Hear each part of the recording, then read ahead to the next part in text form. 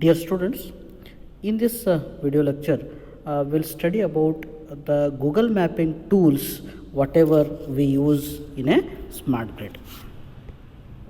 Basically, in this video lecture, I'm trying to discuss about the different type of Google mapping tools, what we are using, and about the multi-agent systems, mass technology, and what is the difference between microgrid and smart grid, how the microgrid is different from the smart grid. That comparison points we'll try to study in this video lecture.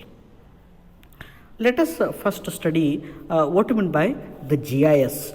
GIS is one of the useful tool which manages some traditional electric transmission as well as distribution and telecom networks. So it will help to manage the information, because the plenty of data is generated, that we call it the information. So that it will help to manage that information about the utility assets for data collection and the maintenance. So as huge amount of data is generated, so the handling of the data by including the collection, monitoring, optimization and maintenance. So the tools are very much they will play a very important role in this particular point. So for that we are using some of the software tools also. The Google's free downloadable Google Earth software that is used, which offers some of the geographical contextual information in updated user-friendly platform, which facilitates inquiry-based study as well as the analysis. In the similar way, we are using some KML software, that is a keyhole markup language the software. This will allow the user to get the basic data, such type of images, the point data, lines, polygons. These all data can be captured by using this type of language. The integration of the global information system with Google Earth, other mapping tools will also aid in understanding the relationship of the grid network to its surrounding. The GIS technology will provide a partial context to the operators as well as for the planners.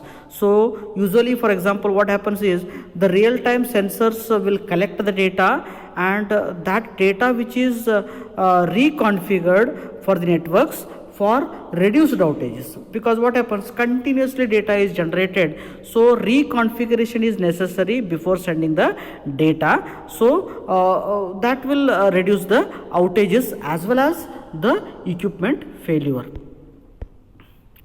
Let us discuss what are the trends we are using in the development of electric power system, and what is the expectation of future demand, what it will suggest, what are the needs of that will discuss. Okay, so let us study about that. First very interesting point is reducing the outage time. So whatever the outage time is there, the power outage time, we are trying to reduce that outage time. Continuously we need to give the uninterrupted power supply. That is the first very important point. The next one is preventing the power theft, because in usually in irrigation field or in many of the areas, the people are taking the power illegally, that we call it as a power theft, which causes some unaccounted losses. We treat it as a transmission loss, but it is not a transmission loss, because unauthorized person is taking the energy illegally. So that you need to identify, and effective system for collection and billing, that is very important, and expanding services for customers and effective asset management is the another factor in the development of the electric power system, as well as in improving the reliability of the system average interruption duration index and SAFE, that is system average interruption frequency index of the distribution network, and improving analysis of customer complaint logs, enhancing the load power quality analysis, and fault study for current and anticipated problems, scheduling of actions such as load shedding and vegetation control. Now let us study the very important part, that is MAS technology. MAS technology is called as a multi-agent system technology. Basically, it is one of the computational system where the different agents, they are cooperating to achieve some particular task. So, for example, as we know, in case of some different type of works, we use some agents help. So those agents, they are helping us to complete our task. Okay, so like this, in a smart grid, in a MAS technology, some of the agents are cooperating to achieve the particular task. The performance of this technology can be decided by the interactions among these agents. These agents, how they cooperate to achieve the more, how they act individually. About that, we need to have in our mind.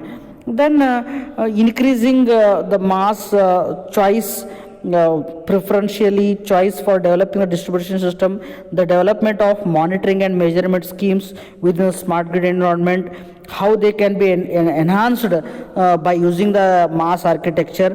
For example, if the MAS technology is utilized as a detection and diagnosis infrastructure for monitoring the system, what is the role of different agents in detecting, diagnosing and monitoring of the devices? We need some agents or some devices, they are going to monitor the power system. This is the pictorial way of representing the MAS technology. It's a multi-agent architecture. You can see here arbiter is used here. So this is MAS structure for shared technology, shared ontology, where the organization of agent, computing platform language and agent diagnosis, these are controlled. And you can see here, this is the agent function. Agent function is he will observe first, then diagnose, then decide, then act, then report to the particular system. So he will report to the arbitrator. Then this side you can see, we have the enforced MAS behavior, assessment control, fault tolerant programming, cost effectiveness computation, the adaptability and flexibility. So network layer is connected to these two blocks, then communication layer is connected to the arbitrator. So from the arbitrator, the data is coming to the communication layer. So the organization agent is connected to the communication layer. Then from the agent, the things will go to the arbitrator. So through the network layer, the data will give the supply to the network. Network layer will give the network connectivity to the MAS structure as well as for the MAS behavior also. These two inputs are given to the arbitrator. Then arbitrator will continuously in touch with the agent, so that agent will observe, diagnose and decide as well as act on the particular thing, and he will report to the arbitrator also about the behavior of the technology. Okay. Now let us discuss how the MAS technology for the smart grid is implemented. Usually multi-agent system is implemented in smart grid. Multi-agent system has become one of the powerful tool in developing the complex systems, especially in case of autonomy, sociality, reactivity, proactivity. So in these cases, the multi-agent systems are used. These are the autonomous systems. They operate without human intervention.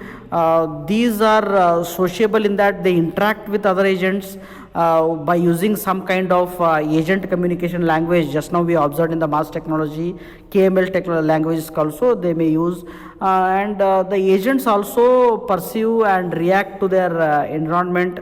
The multi-agent system is proactive in that they are able to exhibit the goal area oriented behavior by taking the initiatives. Let us discuss what are the characteristics of the MAS technology. In this case, each agent has incomplete capability to solve a problem, and no global system control is necessary.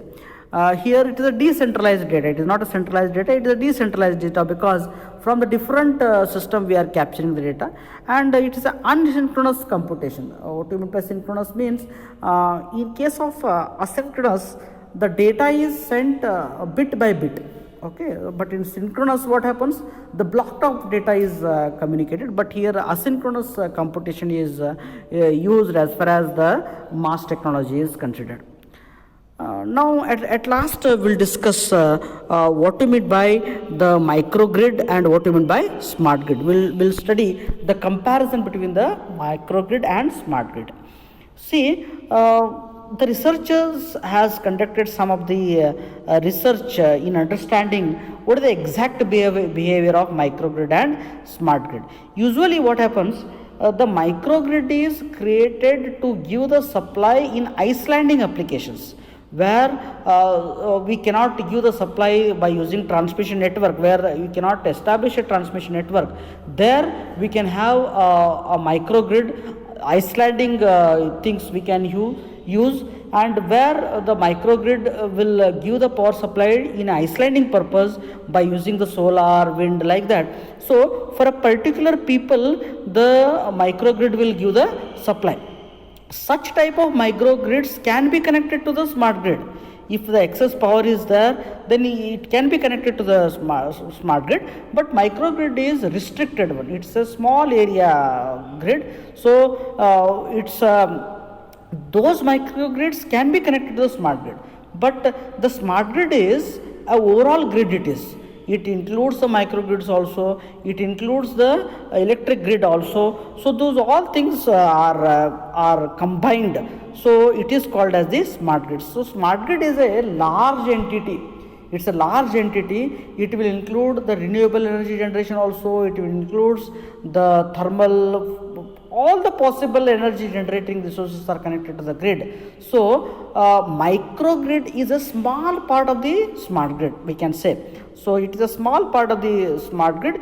Basically microgrids are created for giving the power to the islanding where we cannot give the power supply through the regular grid. And this is what the comparison between the smart grid and microgrid. In special purposes, the harmonic problems are also improved, the power quality and efficiency problems are also improved.